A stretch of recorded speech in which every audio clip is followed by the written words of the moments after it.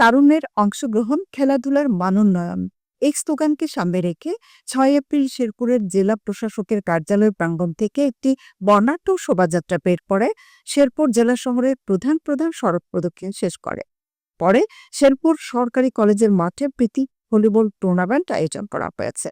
এ সময় শেরপুর জেলা ক্রীড়া অফিসার ও জেলা ক্রীড়া সংস্থার সদস্য সচিব ধীরেন্দ্র চন্দ্র সরকারের সভাপতিত্বে জাতীয় ও আন্তর্জাতিক ক্রীড়া দিবস বর্ণাঢ্য শোভাযাত্রায় প্রধান অতিথি হিসেবে উপস্থিত ছিলেন শেরপুর জেলা প্রশাসক মোহাম্মদ তরফদার মাহমুদুর রহমান। অন্যান্যদের মধ্যে উপস্থিত ছিলেন শেরপুর জেলা অতিরিক্ত জেলা ম্যাজিস্ট্রেট মোহাম্মদ শাকিল আহমেদ, সদর উপজেলা নির্বাহী অফিসার মোহাম্মদ আবদুল্লাহ আল মাহমুদ ভূঁইয়া, শেরপুর প্রেস ক্লাবের সভাপতি সাংবাদিক মোহাম্মদ কাকন রেজা, শেরপুর প্রেস ক্লাবের কার্যকরী সভাপতি সাংবাদিক ও কবি মোহাম্মদ রফিক মজিদ প্রমুখ সহ বিভিন্ন সরকারি ও বেসরকারি প্রতিষ্ঠানের দায়িত্বপ্রাপ্ত কর্মকর্তা এবং জেলার বিভিন্ন ইলেকট্রনিক ও প্রিন্ট মিডিয়ার গণমাধ্যম কর্মীরা।